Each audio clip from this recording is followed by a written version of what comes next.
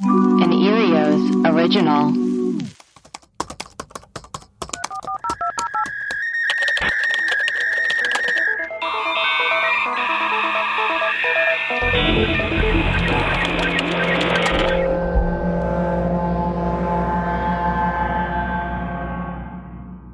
Hello, and welcome to Webcrawlers, the podcast where we do a deep dive into some of our favorite mysteries. Each week, we will introduce our topic, lay out our research and findings, reveal some conspiracy theories, and conclude with our own hypothesis. I am Allie Siegel. I am Melissa Stetton. And I, producer Maria. Melissa. Yes. Look at all those patrons. So many. Who do we have this week? We have Mariana, Scott, Donna, Pam, Angela, Alexandra, Marie, Sarka, PK Man 0609, Bonnie, Kathleen, Katrina, Brittany, Jamie-Ann, Nadia, and Taylor B. Whoa. Yeah. It's because they're after that Josh Groban vid. I'm telling you. In this, That's what it is. In this episode, Josh Groban will tell us some scary stories from his days on tour. Video is a Patreon exclusive, and my guess is that there's some Groban heads in that Patreon list. You grobsters? Yes, and grobsters. I don't know. I'm a grobster, if you know what I mean. We all know what you mean. What do they call them? Grobanites? I don't know. But anyways, Grobanites? I don't know. Just Josh and Addicts? Josh and Josh and It's the craziest sounding. What if their fan are like, we're the Josh and Addicts? We're the Josh and Addicts. So anyways, guys, welcome to the team. I am so excited. October is the best month, without a doubt, of the entire year. Agreed. Yes. Agreed. Wow, we're all in agreement. Wow. That's so cool. What's your second favorite month? Oh, God. December? Probably December. Yes. I think December. I think November, December. I am a fall, winter kind of bitch. Same. But Sad girl autumn. Sad is the girl new autumn. Hot girl summer. Hot girl summer to sad girl autumn. But this episode is all about our favorite Halloween, our favorite holiday. Nope. Let's start over. Our favorite Halloween This episode is holiday. Probably 2004 was my favorite Halloween. This episode is all about our favorite holiday, Halloween. It's $1 million industry, probably billion to tell you the truth. I would say billion. I would say billion. I would say more than $1 million. $1 million industry. $1 million industry. The startup. Halloween startup is holiday. your favorite. Oh boy. Okay. This is not going well so far. Okay. And it's the second most popular holiday after Christmas. That I believe. In 2019, hold on. Oh, God. It's going to be like in 1704, and she said 2019. In 2019, Americans spent Oh. $480 million on costumes just for their pets alone. Whoa. Yes.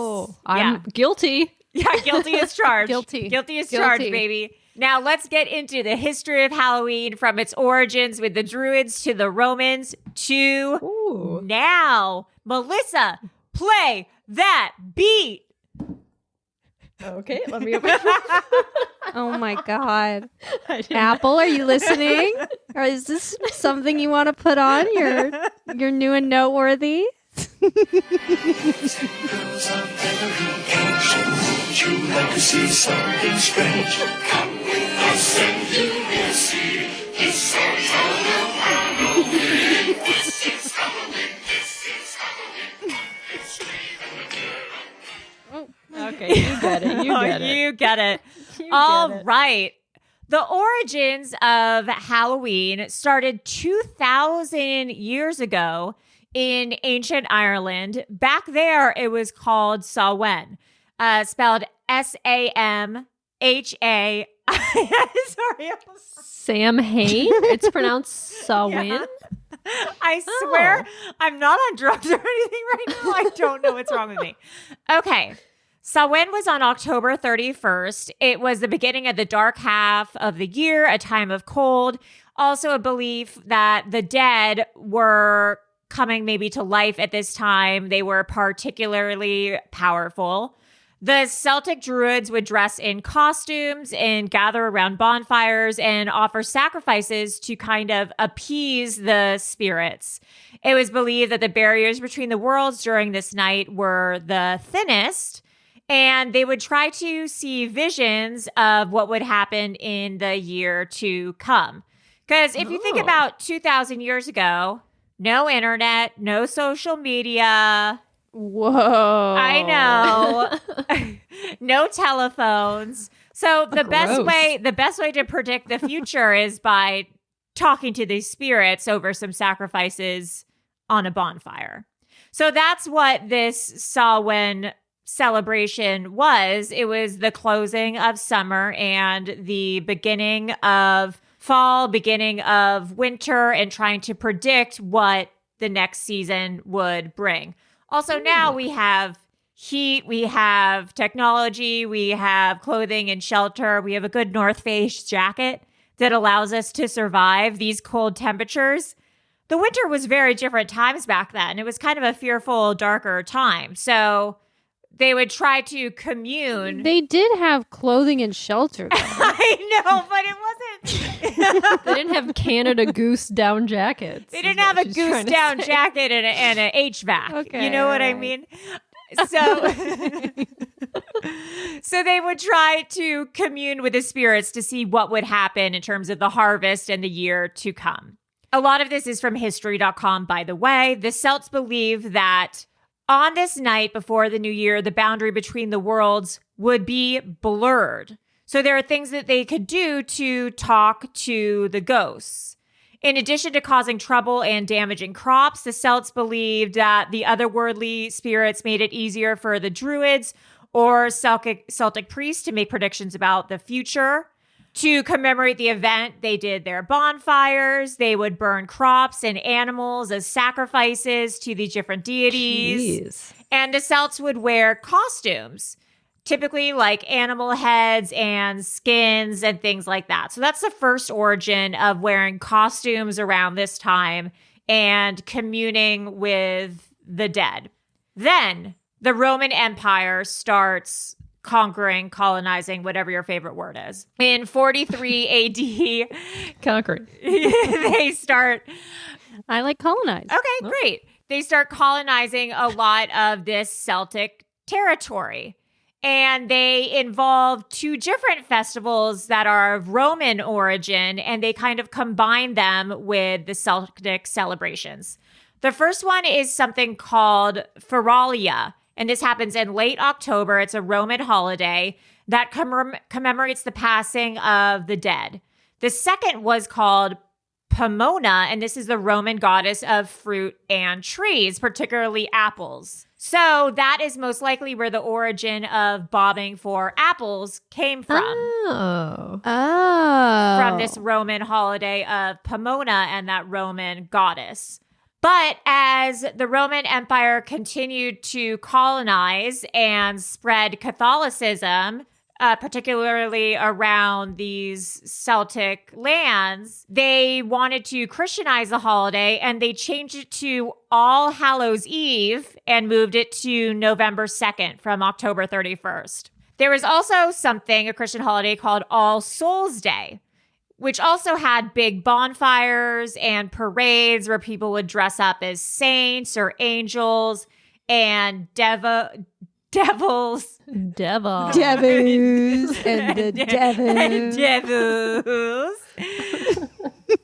I don't know. There's something deeply wrong with me today. Unclear what it is, though. And this celebrated the honoring of people's ancestors who had died, and kind of similar to Dia de los Muertos. Then ultimately Halloween is moved back to October 31st and readopts a lot of these Celtic traditions that it had in its roots. You're such a dumb idiot bitch, Maria. Finally, So harsh. Finally, Halloween made its way to America through colonization. And desperate American biddies believed that on Halloween, they could divine the name or appearance of their future husband by doing tricks with yarn, apple parings, or mirrors. What? So this is when... Wait, so they could... Oh, go You'll ahead. see. But I'm just confused. Oh, okay. No, well, tell me your confusion, and then hopefully I'll clarify it. Well, so what do you mean with pairs? Let me tell you. Okay. So this is where Halloween starts to get a little horny. It's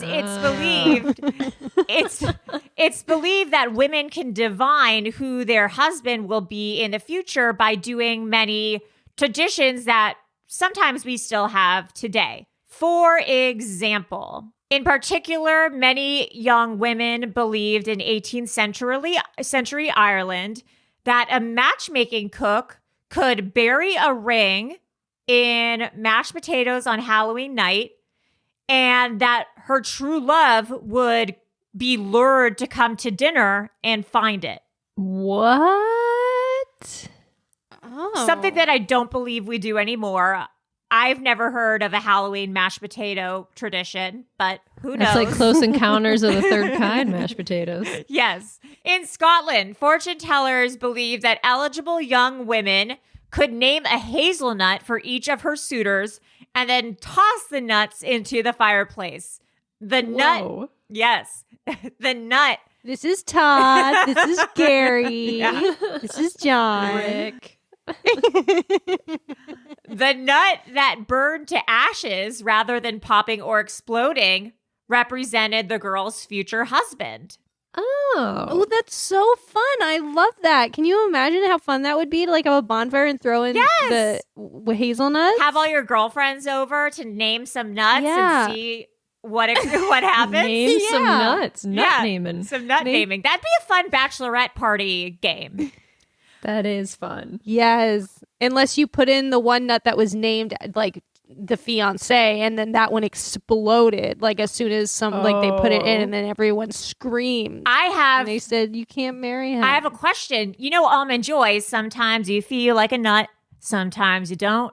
I'm aware. Do you think that that's where this came from? Oh, hold on one second. I bet my Saved hold by on. the I think my bell. Prozac is being delivered. Hold on. Yeah, I don't know if that. I don't think so. I think the only thing in common is maybe nuts. But I think that. Yeah. I would say that's a no, but I don't know if I've ever had I don't know if I've had a hazelnut on its own. Have you ever had a hazelnut? I don't even know what a hazelnut would look like. I think I have. They're round, right? It's what Nutella's made out of, hazelnuts. Right. Yeah, but have you eaten one like whole? Have you ever like had a handful No, I don't of think hazelnuts? you pop a hazelnut in your mouth. I don't think. Okay, so you can use a hazelnut to find your husband. Another thing you can do is women ate a sugary concoction made out of walnuts, hazelnuts, and nutmeg. If you eat it before bed on Halloween, apparently you will dream of your future husband. Oh. Ooh. Another good one. Then Maria, to answer your apple question, young women would toss apple peels over their shoulders, and apparently it would land in the initials of their future husband. That's fun too. These are all fun games. Exactly. And the rituals were very competitive, and women would start having Halloween parties. Single women would do Halloween parties where they would dress up and play all these sad, lonely bitch games. We're trying to divine their husband. That's fun. So this is part of the origin of where Halloween parties came from. Is Wow. single And they women were like women parties, so it was like single women just chilling together, like throwing having fun. throwing nuts in the fire and That's cool. throwing apple peels over their shoulders, you know? Eating nutmeg concoctions before bed. Yeah, it's trying to have some sweet dreams of Ernie from next door. Melissa, play this tune.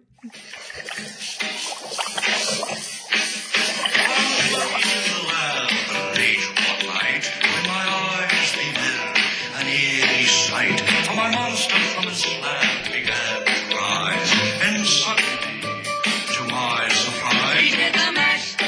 He did the monster mash. The monster mash. It was a graveyard smash. He did the mash. It caught on and flashed. He did the mash. He did Great song. 21 million Is a great views. song. Wow. I know. Isn't it so crazy? The Monster Mash is my favorite song for the whole entire year. It's so good. You put it on anytime you I put it think- on. It works. It's fun. Yeah, exactly. I think Bruno Mars should do a Halloween song. And I think that would bring him to like next level, like just fame. That's a great idea.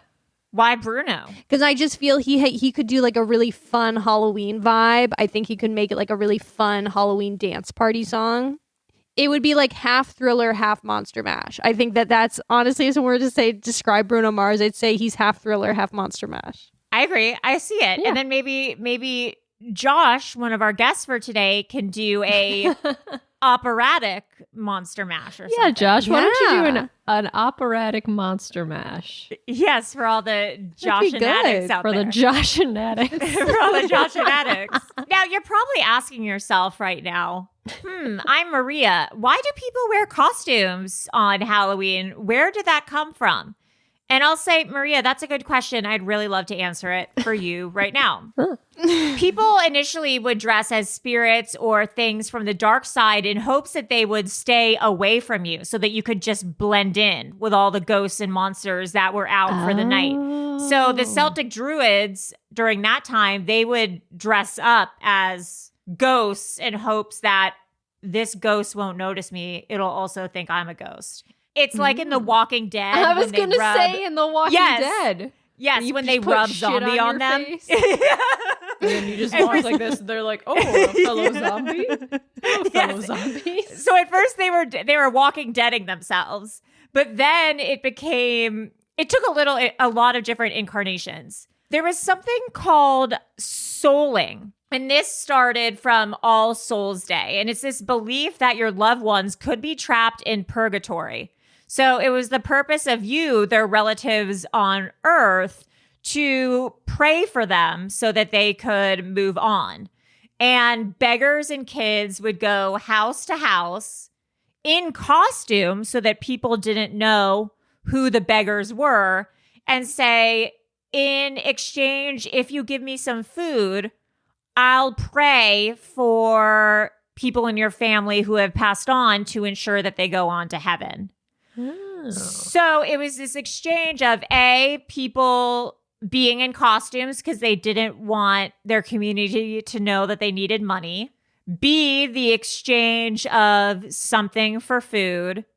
And then C, this idea of ghosts existing and that kind of exchange. So that was where initially the costumes and the treats kind of originated. The earliest masks were all handmade. They were made of like cotton and muslin.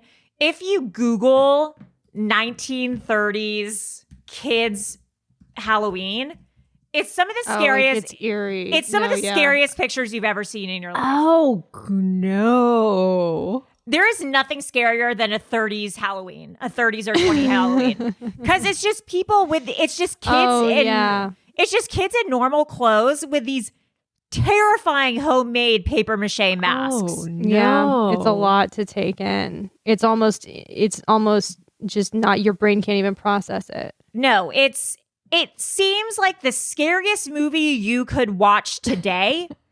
Why haven't they done a scary movie? Why haven't they done a scary movie with like 1930s Halloween? That would be the scariest. I don't know. They really, really should. But the first Halloween masks in the 30s were people being pumpkins or clowns or ghosts, made very rudimentary, which led it to be even more terrifying. Yeah. In the 40s and 50s, fairy tale characters and cowboys became very popular. Then in the 1970s, when TV and movies became incredibly popular, people began only doing pop culture costumes. And in the 80s, the most popular costumes were the California Raisins, That's a good one. Cool. Spuds MacKenzie, Uh-huh. Nixon, and Tammy Faye Baker. Wow. Whoa. Yeah. Now, trick-or-treating started to become a bit of a troublesome problem. Because of all the razor blades in the candy, right? Oh, we will be getting there, but this is even before that. This is the trick part. In 1930s is when the trick starts coming up. Kids would raise hell on Halloween, and it became more about pranks and vandalism than treats. In 1910, an entire Iowa town was almost decimated. The main street was covered in things that the kids had moved. So the entire main street was covered in bathtubs, outhouses, carriages, furniture, because during the night, all the kids had dressed up in costumes and moved everything from inside the house and around town just to the middle of the street as a trick. Cool prank. Cool prank. And this became something called Mischief Night, also known as Cabbage Night, the Devil's Night, and Doorbell Night, which I had never heard of. Did you guys have that growing up? Yeah, the night before Halloween. Yeah, I didn't. Maria, we didn't have that in LA, Devil's right? Night. No, we didn't have that. We did not have that in the Palisades. It's when you went toilet papering people's houses. It was the night before Halloween. That happened every day in the Palisades. That happened any night in the Palisades. Wait, night. Melissa, that's so crazy because they were talking about this like it was a known thing that happens everywhere, that the day before Halloween is a holiday. Oh, yeah. And I had never heard of this. So apparently, so weird. Devil's Night or Cabbage Night, Mischief Night, it's the night before Halloween and it's dedicated for pranks. It's when you egg houses, soap cars, and TP Hell yeah. trees, play ding dong ditch, what have you. Oh, yeah. We did all that. But isn't that just Halloween? I don't understand. Why is there another day? Because it's fun. Girl, I don't know. I've never done a cabbage night. I'm not a freak. What is cabbage night? They just throw cabbage at people's houses? That must be it. Let's see what's the origin of the name. I was watching this documentary. They make borscht. I wish. They fling rotten cabbages against houses. Such an old-timey prank. Yeah. See, I would do that. That seems funny. In the 80s, Devil's Night in Detroit, Michigan got so out of hand. It was almost like the purge. Arsonists set the city on fire. 200 fires were set all around the city, and they almost moved to cancel Halloween and make it illegal to practice. Oh, yeah. Detroit was always like a big Devil's Night. Like, shit went crazy there. We always heard about all. That's why in Michigan it was like a big thing. Yeah, Devil's Night got so out of hand in Detroit that they almost were like, okay, Halloween's not a holiday anymore. Again, we also all know about this old wives' tale, which actually isn't an old wives' tale, about unsafe candy for trick-or-treaters. Poison, razor blades, needles, broken glass being found in Halloween candy during the 80s. There's something called the Candyman murder in Pasadena where someone was poisoned through pixie sticks. A dad poisoned his kids. We are going to have the fantastic Spencer Henry of the Cult Leader podcast, fantastic podcast. He is going to come on and tell us all about these trick-or-treat candy nonsense debacles. Exciting. So let's take a quick break and then we'll be right back with Spencer. Webcrawlers has a Patreon to get access to rewards, bonus episodes, bonus videos, and more. Please go to patreon.com/webcrawlers. It just takes as little as $2 a month to become a patron. Also, please rate and review us on Apple Podcasts. When you do, we will read your review on our mailbag episodes.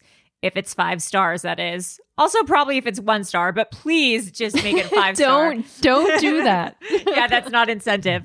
Also, please continue to call our hotline. Insert jingle here. 626-604-6262. And we will continue to play them on our mailbag as well.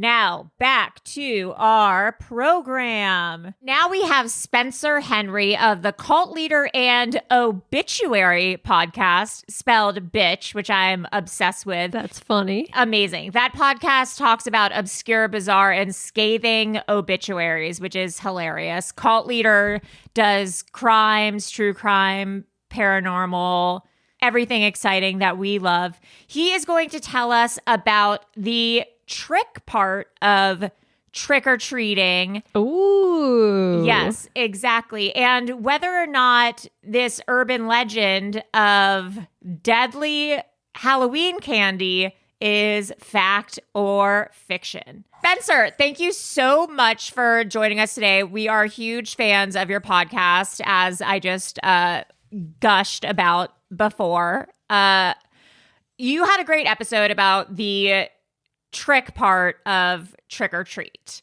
And I am curious, you say that this almost started at the Industrial Revolution. This is not something that just started in the 80s, like Satanic Panic. Sure. Yeah. So, I mean, this has been going on. I mean, it's a bit of an urban legend that I think that's why I wanted to look into it. Because I feel like every year, I remember being little, I'm sure all of you can agree, we've heard stories of like tainted Halloween candy. And like we all had one weird neighbor who were like, don't take the candy from that house. Yeah. And so I just wanted to start looking into it for this episode. And I was like, oh, shit, this dates back super far, like Industrial Revolution era. I mean, I am no history buff, but that's apparently when the beginnings of this were, when everything was starting to be more manufactured and it was less like made in somebody's kitchen at home. And there's rumors, or there's been allegations before, that part of this was put on by the people behind the manufacturers to get people to buy like their manufactured candy versus buying Big candy. Yeah. Oh, wow. That's actually a really smart tactic, to just say everyone else's homemade shit is poisoned. That's why you need it's to. It's full of razor blades. Buy our prepackaged Snickers. Yeah, buy Twix. Before Big Pharma, there was Big Candy. So big miniature candy. Uh-huh. Now, there are more popular cases from more current times that are crazy. My favorite one, 1959, Fremont. You talked about this whack-ass dentist. Oh, William Shine. Dr. Shine. Yes, Dr. Shine. What did this guy do? Oh, my God. Okay, so October 31st, 1959, Dr. Shine, who is just a local dentist in Fremont, California, handed out over 400 pieces of candy that were coated with laxatives to the trick-or-treaters. Which, no. Yeah, I mean, there was no like serious injuries or anything with that one, but that one's one of my favorites as well, because I'm just like, it is so fucking weird that a grown man handed out laxatives to little kids. Yes. Because what's the point? It's not some sadistic killer thing where he's like, I want to murder people. He just wanted to make kids shit. Like, what's the end goal? Who knows? And then I went into the whole moral dilemma in my head. I'm like, okay, do dentists like candy, or do dentists not like candy? Like, is candy a friend of dentists because it gives kids cavities, gives them something to do? Profit. Or do they not like it? Oh, interesting. I never came to a conclusion. Don't sometimes dentists, when you're a kid, hand out a lollipop at the end of the appointment, or is that just regular? I feel like that's like a barber or like a doctor. That was at the bank. That's an old-timey barber. I don't know what dentist you're going to, but at my dentist, that would never happen. We got a toothbrush, some fucking floss, and maybe a little toothpaste. Yeah, you're right. I was like, don't all dentists hand out laxatives, or was that just mine? He wasn't working alone either. He had that nurse with him. Her name was Hazel Ingleby. And which is also bizarre to me, because I'm like, they're co-conspirators in giving kids laxative-ridden candy. Like, why? What is the point behind that? So weird. I mean, maybe they just hated kids. There's got to be some sort of trauma there's a trauma they're enacting, and I don't know what it is.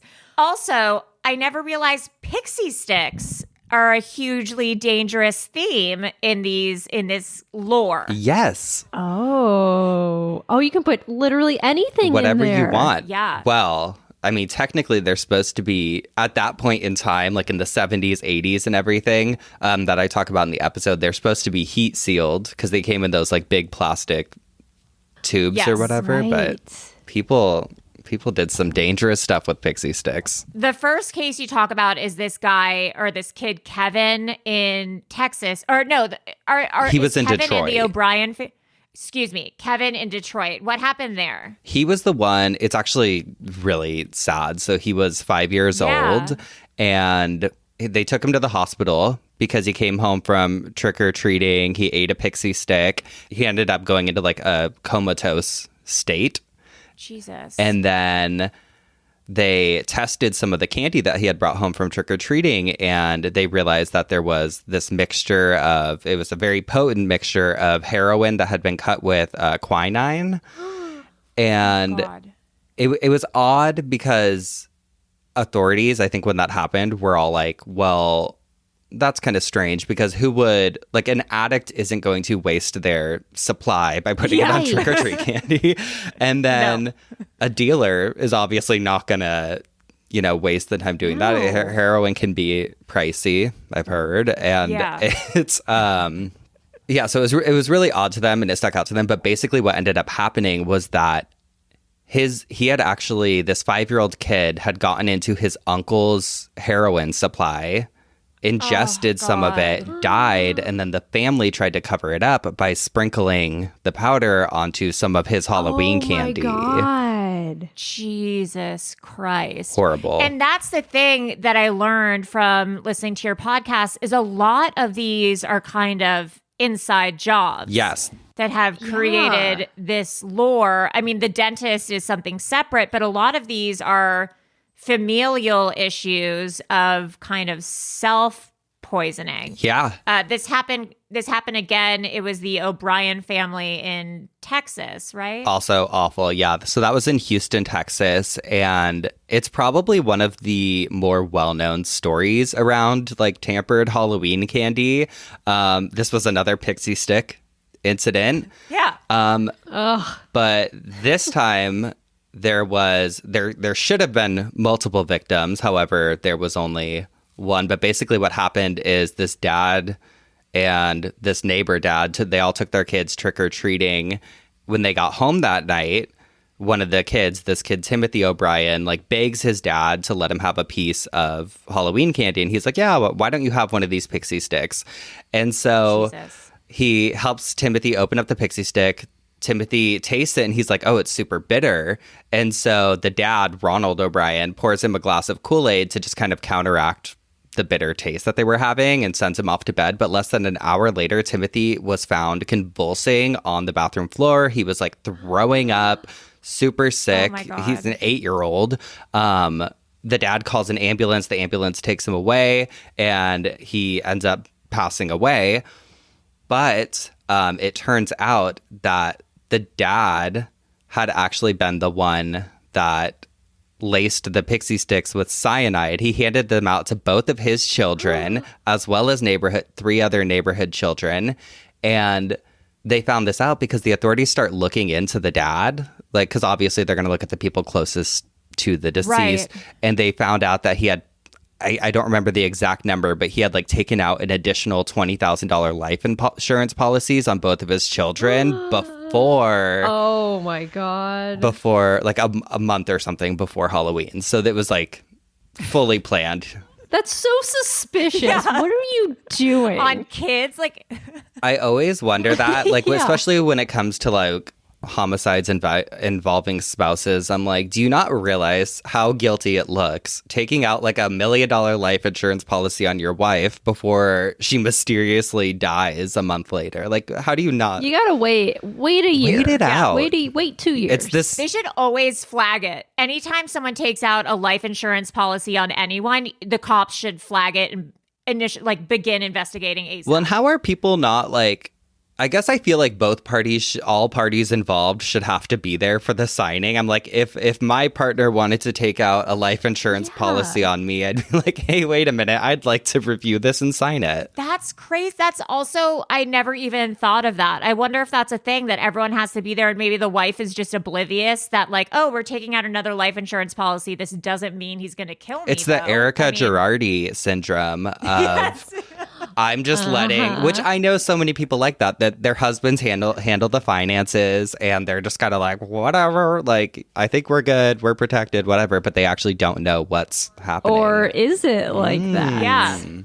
Yeah. Do we? Okay, we don't have to get into Erica right now, but I was like, do we think Erica's guilty or no? I think yes. Do you think yes? I don't know. I think she maybe had an inkling of there was suspicious stuff happening, but I don't know if she actually knew what exactly was going on. I don't think she knew the extent of it. I think she knew something off was going on. But I think she was just like, oh, he handles the finances, whatever. Yeah. I don't think she was like 100% involved, but I think to this day she still feels trapped by the whole situation. These car flipping stories, like, not everyone can flip their car every day. It's getting too much. It's getting everyone's snowing, flipping cars. Yeah, it's too. I thank God that we have 4 episodes of a reunion because I need it. So and they're good, and they're like, I was scared. Sorry, this is going so off track, but I was scared that part 1 was gonna go. Like, just be very basic, not get it. But they really started getting into stuff right away. So I'm like hoping and anticipating that part 2, 3, and 4 are going to be fucking like lit. Someone's going to flip a table. You know it's going to get bad. I cannot wait. It's going to get so good. Erica's going to like not show up to one of the reunions. She's going to be like, my trailer flipped over in the back parking lot at Warner Brothers Studios. And I don't know. It started snowing and I got blizzarded in. And I'm sorry, I just couldn't make it. I was unconscious for 12 hours. Then I had to get surgery on my ankle. And I just, sorry, Andy, because I'm an athlete. Ankle surgery. oh my God. Hopefully you guys listen. Hopefully you guys watch. I'm sure you guys do. Okay, the last one. 2000 Minneapolis. You know, that's my favorite Apple's. Correct. Yeah, of all the Appleses. The best one. James Joseph Smith. Another pixie stick incident, right? Come on. This one was actually a Snickers related incident. Oh, okay. This is, yes. Okay. You're right. We're going more. Of course, you're right. Of course. I'm famously wrong all the time. We're going the nougat route. So this happened in Minneapolis. There was this 40. Yes, not Minneapolis. It was the Minneapolis pixie stick incident I was thinking of. Yes, this much smaller one. The fun-sized one. Yes. So there was this 49-year-old guy named James Joseph Smith, and that's his real name. But it made me think of that's like super Mormon, right? Yeah. So he actually, he handed out candy bars to the trick-or-treaters, but inside of those Snicker bars that he passed out was needles that he had put in there. And so that's crazy. I know. I remember I found an article on it, and it was talking about the incident, and basically they charged him with one count of adulterating a substance with the intent to cause death, harm, or illness. But I don't really think anything happened to him. He handed out the candy. As far as I know, there was one 14-year-old who bit into one of the bars and got struck by the needle. They said struck by the needle in the article, but did not need medical attention. But they found 4 other teenagers that also had found needles in their candy once they started eating them. But I'm like, you're so fucking weird for that. I'm like, that's bizarre. Were they full size Snickers or were they like fun size? Because like, how big are these needles? Were they sewing needles or were they like? No, it's fucking knitting needles, and he's like, nobody saw it coming. It's like skewered. To be fair, though, I once was eating a sandwich and I didn't realize that there was a what are those little wood things? Finger? No, not a finger. You know when there's like a toothpick? I didn't realize there was a toothpick in the sandwich holding it together, and I ate a bite of the sandwich and the toothpick went in my mouth just because I'm an idiot, and it hurt. So I imagined it hurt, but not deadly. Not deadly. So yeah, so I feel like just to make this about me, just so I can relate personally to this. No, but I think it's most of the cases that have happened. I mean, I think it is overall just an urban legend, but out of most of the cases that it's happened have been cover-ups for something else. Yeah, I think like the main Right. takeaway from this is don't trust your parents because they're trying to kill you. Exactly. And if your dad takes out a life insurance policy on you, you fucking steer clear for a little bit. Yeah, you better run. Do not accept pixie sticks from your dad. No. No matter what, no matter how delicious they look. Spencer, where can people find your podcast, you online if you want to be found, any of that kind of stuff? So I have two podcasts. I have Cult Leader, which is more about just like cults and crime and all of that good stuff. And then Obituary is my other podcast, which is and then the word bitchuary. And that one we read just crazy obituaries, scathing obituaries, all kinds of stuff over there. Love it. So you can find those wherever you're listening now. Wherever. Just put your ear up to a seashell and just wait for the podcast to start. You'll find it. Spencer, thank you so much. We really, really appreciate it. And you got to come on again. You have the best episodes and we are a huge fan. Thank you so much for having me. I love you guys. This was so much fun. Wanted to get a little bit into the origin of egging and TPing houses real quick. Ooh. Sure. Surprisingly, there's a whole article on this on Mel Magazine, a messy history of egging and toilet papering houses.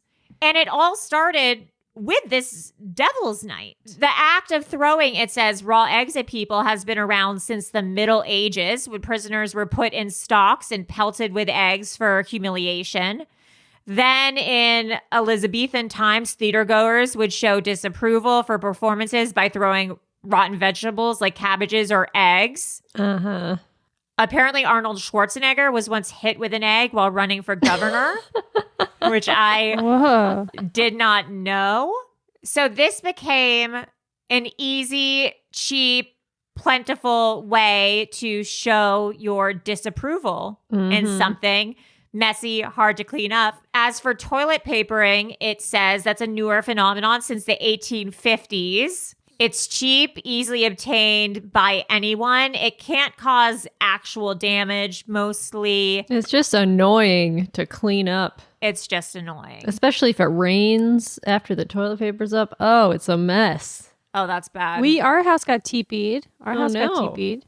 Really? Well, it was out of fun. Yeah, it was. Well, I'm telling you, the Palisades was a TP zone. Oh my God, actually, that's true. I remember my brothers used to go TP their friends' houses and stuff. It was like a thing. Yeah, it was not a Halloween thing. It was like it was literally like your house got TP'd like once a year, and that was that. Someone shot paintballs at my house. Oh my God. Okay, that's a little bit more intense. Yeah, it was. I lived in not a great neighborhood. You're like, someone shot me once. Is that similar to being egg? May I just come in really quickly with, have you heard about Elizabeth Krebs? No, well, who is that? Who's that? Well, she's considered the founder of modern Halloween. We did a drunk history on it with Allison Tolman playing Elizabeth Krebs, and I just remembered it. Like as you were saying it, I was like, oh. And what happened was, she lived in Kansas. I was just rereading this now, and like, basically, she saw that people would go wild on Halloween, and basically, she created like the kid version of Halloween as we see it today, because they kept ruining her garden. She had like this really nice garden, and every Halloween she'd realize that like all these kids were like causing mischief. So she was like, okay, hold on, let me like make this night, let me like set out games and like things for kids to do, and like created like this like Halloween kind of atmosphere in the town. And so then it gave the kids something to do, and like I think like trick or treat came out of it, like those words. Oh wow. Eventually, it morphed into the way we all celebrate Halloween today in much of North America, with adults having costume parties, towns having parades, and our children saying trick or treat door to door. And it was because this woman in Kansas just didn't want people trampling over her garden. What a positive Karen. I know. She took something that really like, made her upset, and she said, you know what, I'm not gonna gripe over this. I'm not going to speak to the manager. Yeah, I'm going to do something about it. I'm going to have a party. Yes. Yeah. Instead of talking to the manager, I'm going to have a party. What a cool lady. What's her name again? Elizabeth Krebs. Her name is Elizabeth Krebs. It was in Hiawatha, Kansas back in 1912. So basically she threw a huge Halloween party at her house for the town's children. She had treats, games, and fun planned for them. Several kids came to Elizabeth's party. And then this was the first year. The next morning she woke up, her garden was fine. She said, okay, I'm going to do it next year too.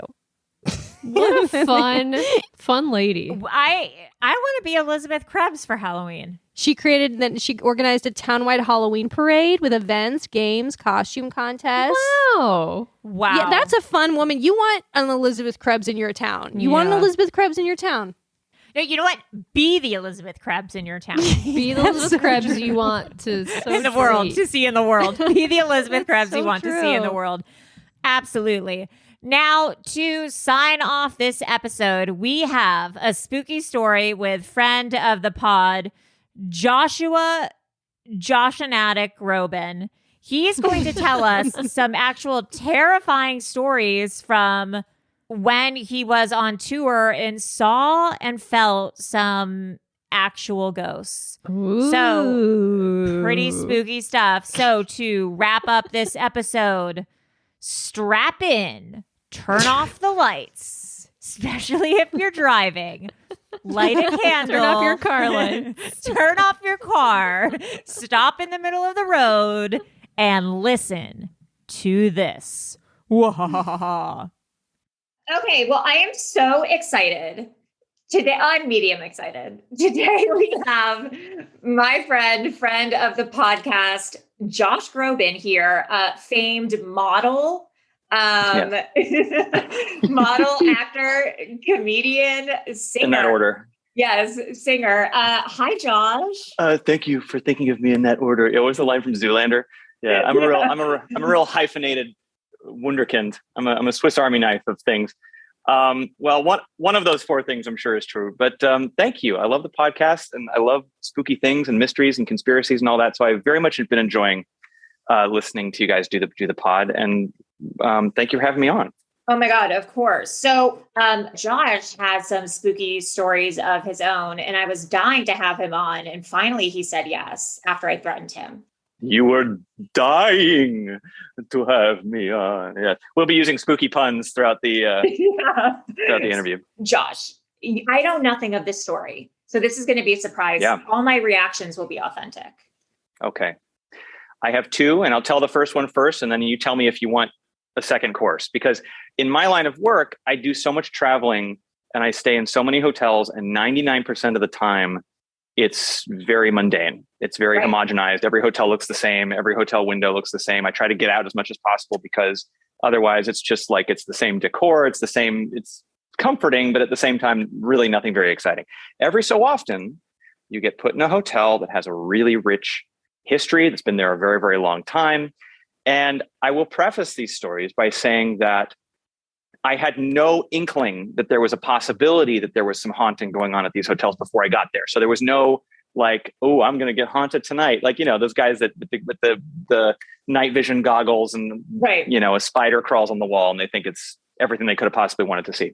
Your team doesn't give you a heads up like, hey, this place is haunted, FYI. I had no clue. And so I was fully expecting to be in the 99% of mundane, just homogenized hotel evenings.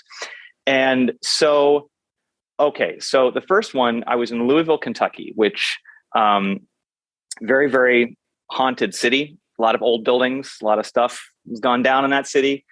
And another thing I'll say is that being like the star on the tour, sometimes you get upgraded to like their big, giant, way too big room if nobody's staying in it. Like every so often they'll be like, Mr. Groban, the presidential suite is available and we've done the liberty, you know. I don't like big rooms. I like to see all four walls. Right. I'm easily creeped out. I don't need it. I like cozy. I like small. So I'm in this giant room and there's this dining room and there's this giant 4-poster wooden creaky bed with like an old velvet comforter, like the kind you see like when you do a tour of a castle and you'll see like, oh, Louis the 14th bed here. And it's like, oh, that's old velvet. Yeah. Yes. Yeah. Old velvet, always haunted. So, you know, I'm having it. It's just normal headroom service. Watched a movie. So I'm laying in bed and I'm fast asleep. And now sometimes, admittedly, I can be kind of an active sleeper. I'm known sometimes to like get out of bed and have a little anxious dream and walk around a little bit. Sometimes I talk in my sleep. For all the skeptics out there, that's possible. I mean, it's entirely possible I was moving around a little bit while I was sleeping. But here's the thing. I'll interject for a second. You actually have sent me a recording once of you talking in your sleep, and you said the word. That's right. I think you said the word potato. I think that's right. It was. Yeah. I don't know if you're sponsored by the Sleep Talk app, by the way, but highly recommended. Fun for the whole family. Also, great way to capture ghost voices. If you presume that maybe perhaps your house is haunted, it will pick up any abnormal noise while you're sleeping. So, that's because it's supposed to catch you sleep talking. But all of a sudden, if you hear like, get out, then you'll know it will catch that too. Also will catch sleep farts. Anyway, so I'm laying there and the lights are out, and all of a sudden I get whacked on my head. I mean, I get hit on my head. I would say like with the strength of like if a 4-year-old used all his strength. Like it was not light. It wasn't going to hurt me, but it was like it was a whack on my head. And oh my God. Followed by the sound of something that hit me laying on the ground. My fight or flight was like, shit, someone's in the room. I immediately got up, turned on the light, looked down, and it was, in the old 4-poster beds, there are bed knobs. There's like the long poster, and then there's like an ornament that screws into the top of that poster. Right. Bed knobs and broomsticks. Great movie, by the way. But these were wooden. There were these wooden kind of ornamental wooden bed knobs that were screwed in. So of course I see the wooden bed knob is next to my head, and I look up to see if the wooden bed knob that is above my head fell off onto my head. Maybe it was in there very loose.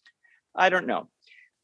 Nope. Fully screwed in. Every bed knob was screwed in tightly. There was one bed knob missing, and that was the bed knob from down by my right foot, which in a king bed is a long ways away from my head. And if I'm sleeping right up against the back of the bed, it's like I was trying to recreate it. I was like moving around in the bed, and there's no way, if anything, it falls out, makes a little noise. There's no way that thing travels to my head. No. And hits me there and lands on the floor. Someone would have to pick it up, like a human or a ghost would have to pick it up and bonk you. Yes. So I, of course, was just done for the rest of the night. I turned on all the lights, turned on the TV, watched dumb comedy on my phone. Just was trying to just get through the night. I eventually dozed off, went back to sleep. Everything was fine. I decided, because I'm always looking for funny stories on stage and stuff, I was also kind of mad. I stole the bed knob. I put it in my backpack, and I took it to the venue. And I'm like, cool, this will be a good tale to tell on stage. So I told the story on stage. There were a couple of people from the hotel that were at the show. Oh no. They asked to come backstage to retrieve their bed knob. And my tour manager is like, they need that back. They were there, and they saw. I'm like, yeah, sure. I did my piece. There you go. So while they were there retrieving the bed knob, they went ahead and told me that. The hotel has had some hauntings in the past. Long story short, long story long now. In the late 80s, early 90s, there was supposed to be a wedding at the hotel. The groom was killed in a car accident on the way to the hotel. The bride, in her grief, jumped down the elevator shaft, killed herself. People have reported seeing and experiencing a very, very angry woman. And that was supposed to be their honeymoon suite. So, like, in my mind, I'm piecing it together. Like, if you're thinking about like The Hours, like, spoiler alert, like, she doesn't know, and I'm just some stranger in the room. Oh my God. Yeah. This is insane. I turned even paler than I am now, which is damn near impossible. But I was so glad I did, because sometimes you do a show and then you go back to the hotel and you have to stay another night. Oh yeah, I was going to ask that. So happy to get the hell out of there. That spooked me out. Well, it's crazy that this happened to you, and then you found out that there's an actual legitimate backstory that like substantiates what you went through. I've had things happen like in my travels where I've decided that it's probably not worth a story because I can think of a reason why that would have happened, or it was just me being spooked out, or just was my imagination or something. But these two stories are where I experienced something very real, and then unsolicited, somebody said to me, "This is the reason you might have experienced this." That's pretty cool to me. I'm not somebody who, like, I'm not like you guys. I don't like study this stuff all the time. No, I do love this stuff, but I don't seek it out. But I will say, to interject, you are a Pisces king. And that's true. I'm a Pisces. Yeah. And what's your third? Oh, I got to find out what my third is. It possible to be a Pisces? Absolutely, 100%. Is it? I did do the whole chart, and I have it. I'll text it to you. I forgot what my third is. You're in tune, or like more in tune with this kind of stuff. The person who read all that stuff for me, who was somebody who was really, really, really good. Yeah. Definitely said that I'm like people, like there will be attempts to channel with me. Like there will be times where you will feel more sensitively things from that realm. Yeah. I think for sure, like as a human, and then also like the paranormal stuff too. I mean, it's just like, it's part of being a Pisces. It's part of the bag. I was scared and angry that I got assaulted, but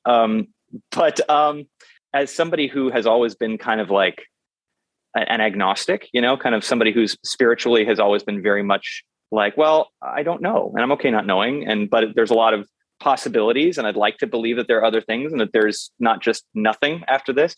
Right. I'd also like to believe that if we have trauma or tragedy in our lives, that we don't just spin in the same telling of those stories every day, like that poor woman and her fiance.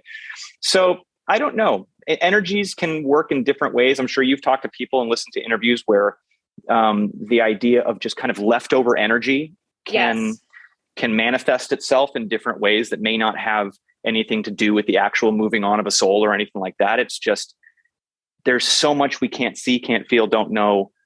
And, in 1800, if you told me that like when I send you a text, it's going to go up into space and come back down to your phone, we can't see it. Now we know we can do it. There's just so much we can't sense and don't know. And I think that there's probably a lot going on there. The idea of maybe it's not even the specific like soul or person, that is just could be residual energy that leaves that like negative or heavy, like a stamp, like something that's tattooed in the universe. It's an echo. Yeah, like an echo. I'd like to believe that that's a leftover echo in that space that continues to repeat kind of those patterns. That's what I like to believe anyway. I hope the two of them are up there having the afterlife of their dreams. Yeah. Yeah. Okay. So I have to hear this second story if you're up for it. Okay. Sure. Slightly shorter. Don't worry. So I was in Arkansas. Okay. The South, man. There's a lot of hauntings. And I was in Arkansas doing a corporate thing, I think it was. And I was in a hotel that was actually kind of felt like a newer hotel. Didn't feel old and creaky like the Louisville hotel, but I have never in my life felt such a weird, bad energy from a space. Just, I couldn't put my finger on it, but everything about that room, and again, it was like another suite. They gave me this suite and it just felt bad. Not only that, weird electronic things were happening. The TV was going on and off without me touching it. The lights were weird. They would flicker. The temperature felt weird all the time. Like it just, everything about the room freaked me out. So I was on the top floor in one of these suites. My manager, we were both night owls. We were up late and talking about stuff. And he's like, "Hey, I've got some papers for you to sign. Do you want me to come up?" I said, "No, I'll come down. I'll sign them." He says, "Okay." So I was like on floor 24. He was on floor like 10. Yeah. So I go to the elevator and I open the elevator and there's a guy standing in the elevator. This is at like 12:30, probably 1 a.m. And he's standing in the elevator and he looks he looks hungover or something. He's just like pale, pasty, blank stare, just kind of hanging out, not drunk, not like obviously out of it, just like nothing. So seeing as how that elevator had come up and there's no floors above me, I said, after you, to let him out first. Didn't move, didn't say anything, just looked straight ahead, did not speak to me, did not leave. I went, okay. So I went into the elevator. I went to push floor 10. I can't believe you went in. Yeah. I'm the guy in the movie where everybody would scream, don't go in there. I'm the guy yelling, be right back. Yeah, you're like, you're going into the basement or the woods alone. First. Yeah, I'm definitely first. I'll let you know how that machete feels. So I go into the elevator and I go to push floor 10 and it is already pushed. The floor button was already lit up. Of all the buttons, the floor that I needed to go to was already lit. I went, okay, interesting. So the door then closes and I'm kind of like just side-eyeing this guy. I took a little space and I'm just kind of getting a sense for my surrounding in the elevator. And he's just looking straight ahead. Like it's like he's there, but he's just taking a ride and has no emotion. So seeing as how the button was already pushed and seeing as how I'm a Pisces, I went ahead when the door opened and assumed that he had pushed it and said, after you. Same response as the top floor. Didn't move, didn't blink, didn't speak, didn't do anything. Went, signed my things, got back in the elevator. He wasn't there, got into the room, went to sleep. TV went on or off a couple times while I was sleeping. Otherwise uneventful, and was happy to be checking out. As a joke, when I was checking out at the front desk, I was like, just kind of, I was being a brat and I was just like, hey, is your hotel haunted? And the guy kind of looks at me and he goes, why do you ask? And I said, oh, no reason. I didn't get specifics. I said, I just got kind of a creepy, I don't know. It was a young guy. I was like, I wasn't like talking to the manager. Right. I was just kind of shooting the shit with this guy. And it's like, I got a weird, it was a college town. I knew he was in college somewhere. And just like, yeah, he kind of looks both ways. And he goes, so there have been many instances during the last many years where people have reported seeing a ghost in the elevator. I wanted to throw up. Yeah. I'm like, oh, in the elevator. Yeah. I don't know the specifics, but they've said like they've had really creepy experiences and visions like in the elevator. I'm like, cool. My heart, I'm not kidding. My heart is like in my throat. Because again, Allie, like what we think of as energy and like just the skeptic mind is, how could something not still of this earth manifest itself like a whole human? Yeah, I was going to say, I've heard of it before, but the fact that it was just like so tangible and there and like. The skeptic in me says 1 a.m, college town, somebody was wasted going up and down the elevator. And it just happened to coincide with that, somebody saying that. And it's just like, there's lots of coincidences, but all of those things combined to me. And then my heart did the same thing when he told me that. I was like, oh yeah, that's a story. Make of it what you will, but that happened and it felt very, very strange. And even when somebody is drunk or high or out of it, they still respond in some way. Yes. When you talk to them, totally. They'll be a person. They'll be maybe not a person you want to be standing around, but they'll be a person. This person was not like a person. They were just like there. And it was as if like a Westworld robot was just standing there and hadn't switched on. So yeah, it was, that was creepy. Those are my stories. Did you have to sleep at the hotel that night after your? No, we were checking out onto the bus. Yep. We were done. We were thankfully very, very done. Good. But yeah. That's crazy. Well, those are, as I'm for everyone who's just listening and on the Patreon, I just pick my nose a little bit. So, which is a good reason. What's the joke? What's the joke about the ghost putting a little boogie in it or something? But how do you... Yeah. Yes. Yeah. those are some of the best ghost stories we've ever heard. Oh my gosh. Oh, I'm yeah. Thank you. Yeah. And I'm not just saying that. Do you have, just because I always like to, I mean, I know that things are hard for you right now, and my podcast is doing so well. So do you want to promote anything that's going on, just so, it might help your career if you want to promote, any music? Thank you for picking up what I was throwing out there. Groban's Ghoulish Gallivanting is the new program that I've developed. We will be going to Arkansas, to Kentucky, and we will be reliving. Bring your sleeping bags. We will be doing seances. We'll be really trying to speak with these people. It's $1,000 a night per couple. And so no, thank you. Kind of weird, but whatever you do, you can. Yeah. Mentioned the Webcrawlers podcast. Get 20% off on your tour. Yes.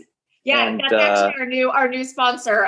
The code is Webcrawlers20, and if you sign up, you will get 20% off Josh's Gallivanting Ghost Tours. Yeah, Ghoulish Gallivanting.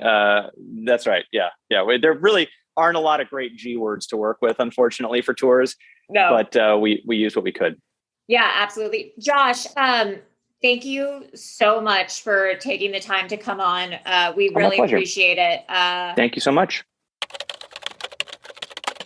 All right. Well, I hope you guys enjoyed that Halloween episode, and I hope you guys have a safe and happy Halloween and healthy. I am Allie Siegel. I am Melissa Joshanatic Stetton. And I'm producer Maria Paper Mache Mask Blasucci. Yeah. Bye, baby. Bye.